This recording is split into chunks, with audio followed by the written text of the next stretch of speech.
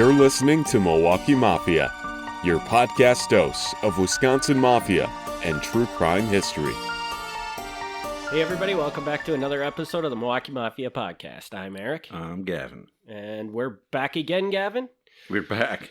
Fresh after Christmas, so everybody, you're probably hearing this much later, but we are literally sitting here the day after Christmas. Yeah. Right? How was Gavin's Christmas? It was good. It was good? Yeah. Nothing notable to talk about with that? That was fine. Okay. Yeah. No, that's good. Yeah. It was good. It's a good Christmas. Same with my Christmas. It was good. Nothing notable to talk about. So what are we talking about today? Today we're going to talk about Jimmy Hoffa. All right. Perfect topic for after Christmas, right? Yeah, like we're the day after Christmas. Everybody else is probably like the first week of February, and they're like, "What? Christmas, what?" But yeah, so we're gonna take a little side detour here from the timeline because this is something that came up in the news, and I don't typically discuss like current things, but this isn't really a current thing because it's about Jimmy Hoffa, and Jimmy Hoffa's like the 70s, so I'm not going to call it current events, and you'll understand as I get through this story. But Jimmy Hoffa came up in the news recently, which he does from time to time, but this time with a Milwaukee connection, which almost never happens, because Jimmy Hoffa is much more strongly tied to Detroit. Mm-hmm. So the Milwaukee angle is kind of a new one. But it has come up, right? Because I feel like you've talked about this before briefly. Like there's always some connections because Jimmy Hoffa being the head of the Teamsters, like the head of the local Teamsters in Milwaukee or Wisconsin, they knew him and he would come to rallies and he had a place, I don't think it was Upper Michigan. I think it was just Upper Wisconsin, like in the Eagle River area, which I'll mention actually in this episode a little bit.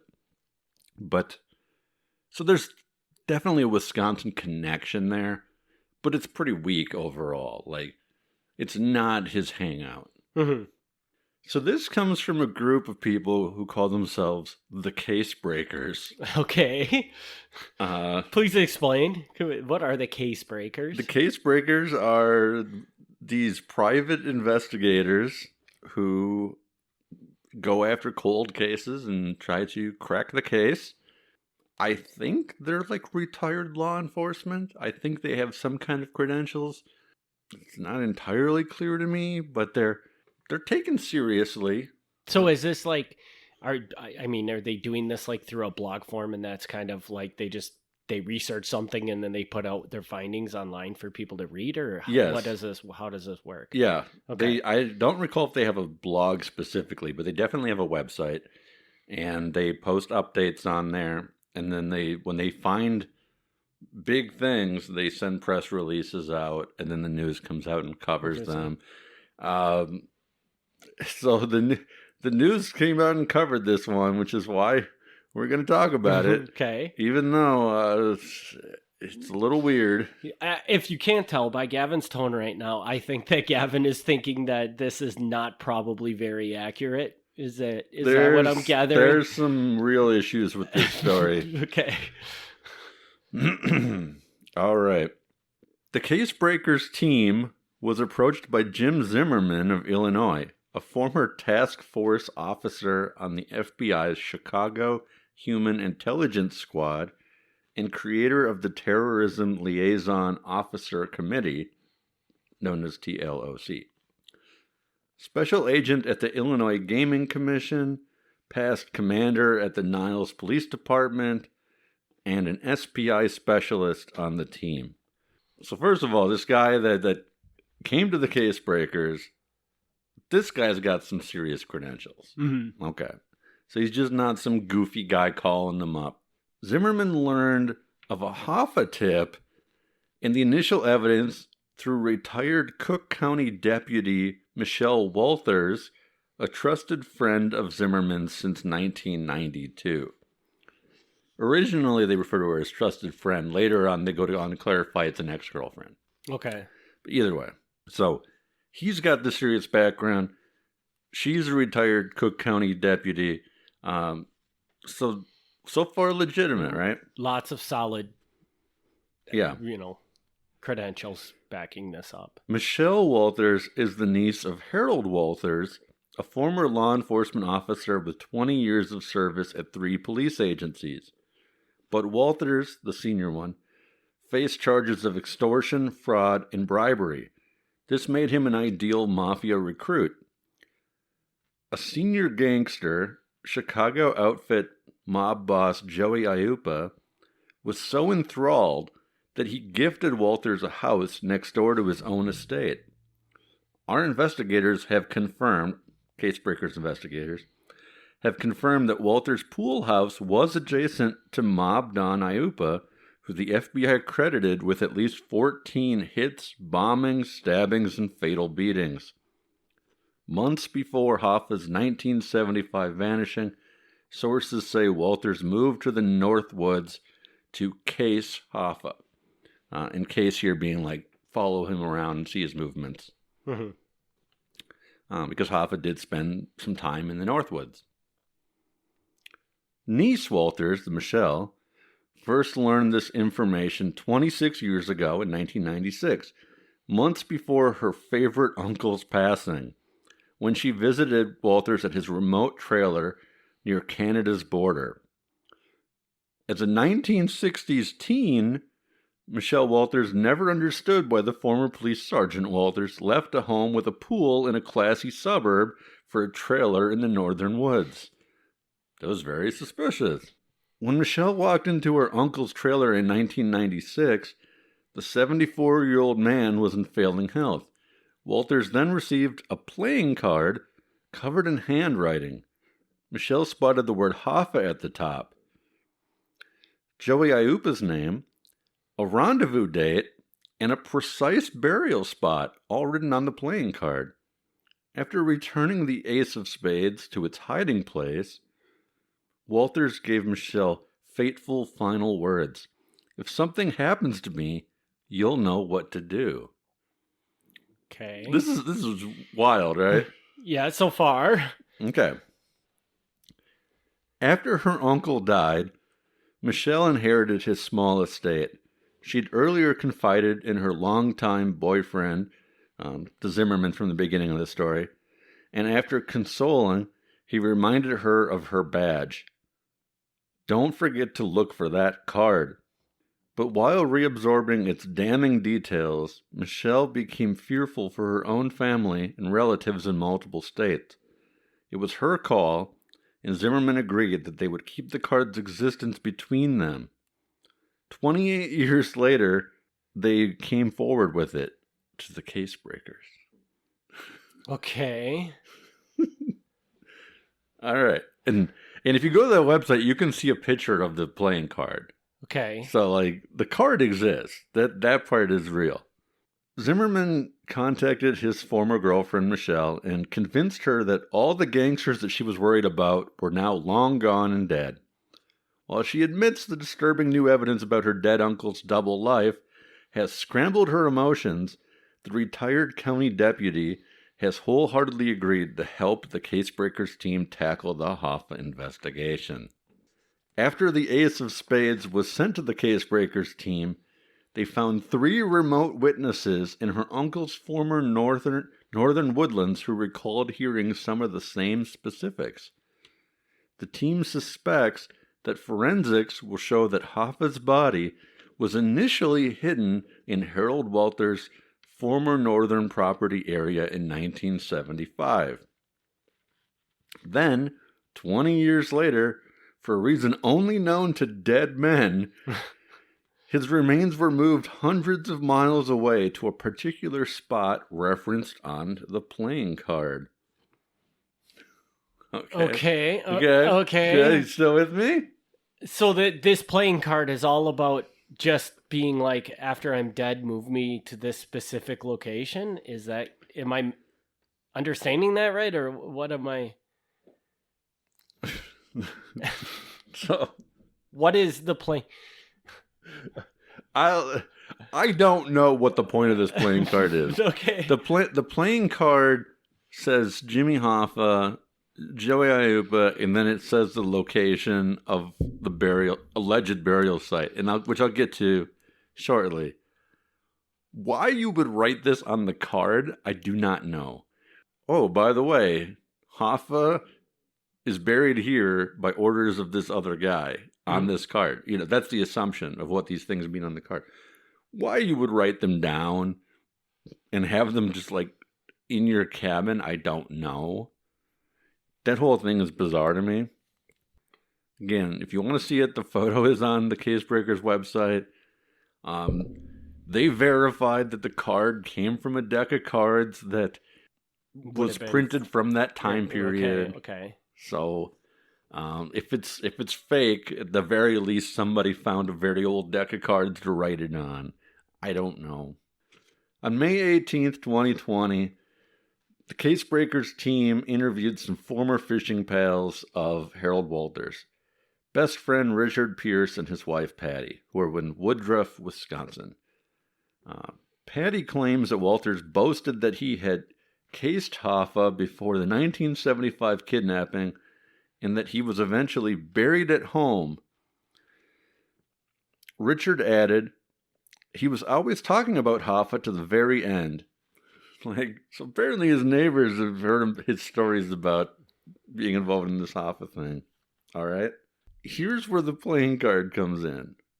The playing card says that the burial site of Jimmy Hoffa is under the third base at the Milwaukee Brewers Stadium. Okay. All right. So here's people who are not familiar with Milwaukee, which you should be if you're listening to this podcast. But if you're not familiar, the current stadium, American Family Field, or I still call it Miller Park, but whatever, is not the location of the previous stadium. The previous stadium was slightly off to the side. Right. So, referring to the previous location. On June 2nd, 2020, with the help of old aerial pictures and satellite imagery analysis, a veteran historian and a geophysicist's ground-penetrating radar, the Casebreakers team believe they found the exact burial site noted on the playing card. We found a site that appears to have been quickly excavated and then backfilled. So they located the exact spot of where third base used to be and got the ground-penetrating radar and examined the site. Okay. And you can go on the website. You can see the photos of them running the ground-penetrating radar. I don't know, man. The Casebreakers came back with a cadaver dog, and the cadaver dog indicated the presence of human remains in the exact spot of the ground-penetrating radar hit. The investigators also discovered and reviewed old documents and photos, then interviewed separate witnesses in 3 states. 3 witnesses claimed that Harold Walters told each of them that he had secretly helped a notorious mafia leader surveil, kidnap, murder, and bury Jimmy Hoffa. Okay. That's enough with the notes. So I'm gonna take all that. I'm gonna summarize it real quick. Okay. Jimmy Hoffa is last seen alive, 1975. I believe just outside of Detroit. I am not a Jimmy Hoffa expert, but I believe he went out to dinner with a couple known mob guys, and that was the last he was seen. Okay. Now, according to this story, he apparently is then up in his Northern Woods cabin, is followed, killed, and buried in the North Woods. Now, I don't know how he got from Detroit to the North Woods, but that's not necessarily impossible. That part I find is like, okay, maybe. The weird part is that at some point after he's buried on this property for a significant amount of time, they dig him up, drive him to Milwaukee, and bury him under third base. In County Stadium. At County Stadium, yeah. So now is the speculation that they dug up third base when it was County Stadium, or would this have occurred It was County Stadium at the time, allegedly. Okay. Like, if the dates are accurate, it would have been County Stadium at the time. Okay. And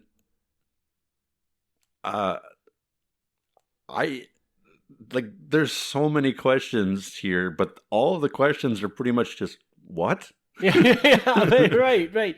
Well, and what I think we begin with, why would they do that?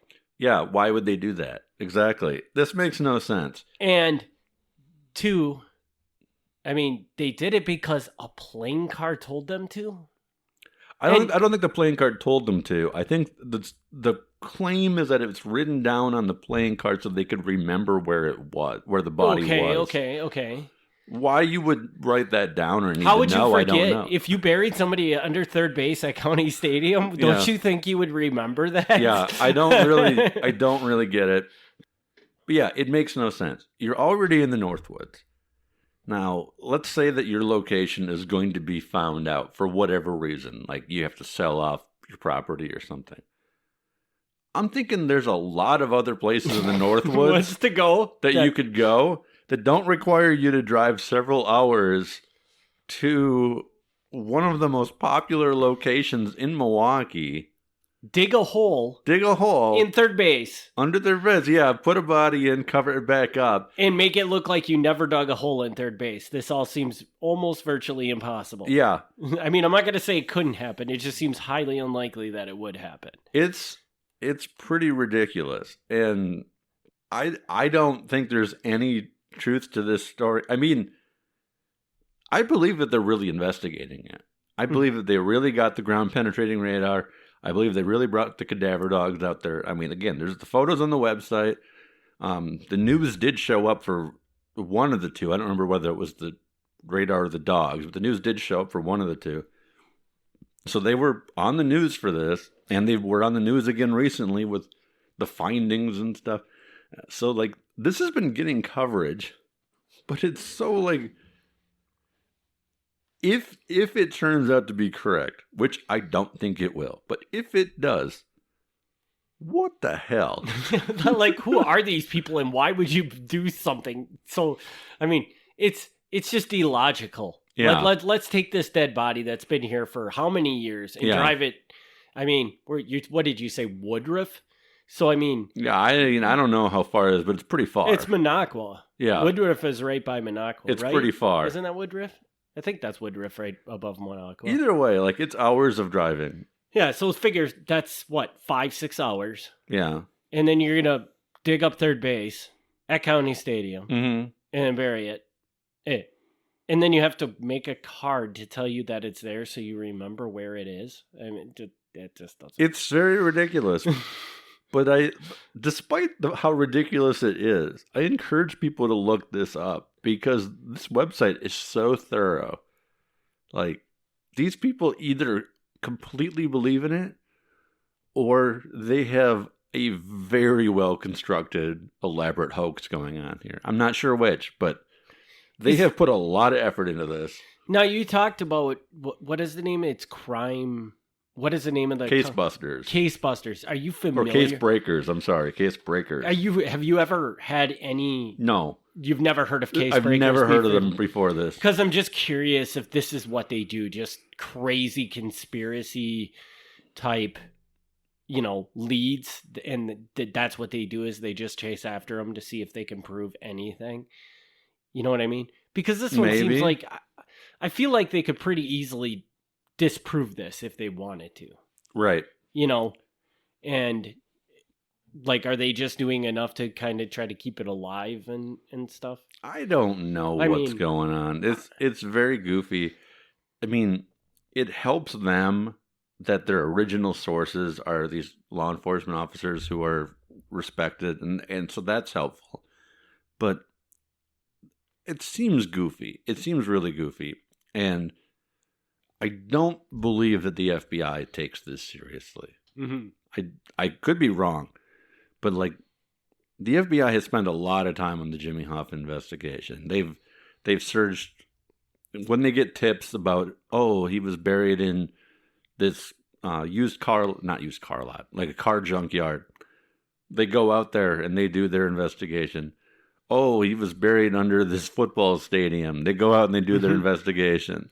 They look into this. Like, even if they think it's goofy, they look into it. I don't know that they've bothered to show up for this. Right. I think that they're even like, this might be too weird for us. And I mean, I got to imagine that County Stadium's third base is just a parking lot now. So I say It's actually not. Really? It's not? It's actually part of the stadium still? It's not part of the stadium.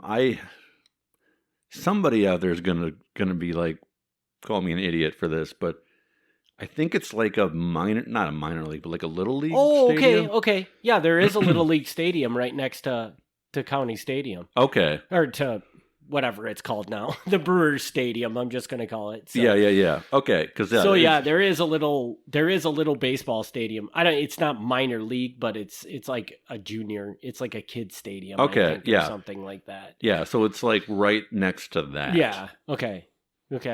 Interesting. So I guess I can see why they would be a little hesitant to. Yeah, so it's like, it's not like it's under the parking lot or something. Yeah, because it would be like, man, just let them dig it up and let's put an end to this, because I mean, this just sounds crazy enough that it could hang around for years, but if they're causing damage to something legit, for what? They haven't caused any damage. I mean, they're apparently getting permission to do this on the property. Well, yeah, but right now they've only done like whatever. Yeah. Like sound wave type stuff or ground something. penetrating radar, which is fantastic stuff. Yeah. It's just crazy. But yeah, that's ground penetrating radar is cool, and maybe there is like something in the area they're going. I have another thing that is weird to me is the cadaver dog. I don't know much about cadaver dogs, but here's how this works. Jimmy Hoffa was killed in 1975. He's buried up north for about 20 years. They then move him. He's then allegedly been in Milwaukee for, 30 more years? Yeah. I don't know how good a cadaver dog is, but I'm suspecting that if something is underground and it's been dead for 50 years, the dog's probably not going to pick up on that. Yeah. There isn't going to be much there for the dog to pick up on. Yeah. And I could be wrong. I mean, I don't really know the cadaver dog, science, whatever, but 50 years is pretty dead. There's not a whole lot there. Yeah. I mean, you could argue, would they even be able to find anything if they dug it up after? I don't know how long bones, it takes. I guess. Yeah. I mean, do bones decompose? I don't even know. I mean, eventually. Yeah. There'd probably still be bones there, but I don't know. It's just crazy. I think we probably should just end this episode, because I just think that this is so out there that it can't be. It is. I mean, just if you just think about it logically, it doesn't make any sense that anybody would do this. Which I guess doesn't matter. I mean, it didn't happen, though. Yeah. Right? But I wanted to throw this one on the podcast. I'm like, I think it's nonsense, but they did catch the attention of the news, which therefore means, like, I guess it's something worth talking about. But yeah, I think it's nuts. I'm going to flat out say it's nuts. And and now they've got our listeners. If they didn't hear about the story already, now they've got more people who've heard the story. So free publicity for case breakers. But I will say that I think they're nuts. I think that this story is going to end with either no resolution or a resolution that Case Breakers doesn't want it to have, because I can't imagine that this is legit. Yeah. It's a weird. Interesting. Well, yeah. What next? What next will Gavin uncover? Please let me know. So I don't know. I'm pretty sure next time we'll go back to our regular timeline, but I wanted to throw this in while it was fresh. So, all right. Well, please, if you have any questions, maybe not questions, but let's just say comments about this story, feel free to reach out to us at milwaukeemafia@gmail.com. Yeah. If you know where Jimmy Hoffa is buried, I mean, let me know. Can't guarantee we're going to talk about it because I don't want this to be the Jimmy Hoffa podcast. But, maybe. Well, yeah. I mean, I think we're both in the same camp that this story is way out there and cannot be true. So if somebody can give us something that makes us, can convince us that, well, maybe there is some truth to it, I'd love to hear that. If the story ended with he was buried up in the woods, I would have said that's plausible. Mm-hmm. Because, again, like, the Teamsters had a place up there, and I can't remember what it's called. It's like the Jack-o'-lantern something. So Hoffa was up in the north part of the state. Like, that happened. So that I'd believe. The Milwaukee part is completely nonsense to me. Like, no. But you never know. And it just the fact that the basis of all of this is just a playing card that somebody has held on to for 20-some years or whatever, probably more than that. Yeah. Look, it's just crazy. Look it up. Take a gander at that playing card. I'd show it to you, but I mean, you can't see me right now. So look it up for yourself. It's interesting. All right. So with that, I think we'll wrap this episode up. Yeah. As always, we do appreciate everybody's support of this podcast. We will return back to our normal timeline in the next episode, but, everybody likes a Jimmy Hoffa story, especially one as weird as this. And where can people reach out to you, Gavin? They can check out MilwaukeeMafia.com, where I periodically post show notes and other things. They can email MilwaukeeMafia@gmail.com. Sometimes I'm really good at responding. Sometimes you have to wait a few weeks. It depends how I'm feeling, but I do get back to you sooner or later. So questions or comments are welcome.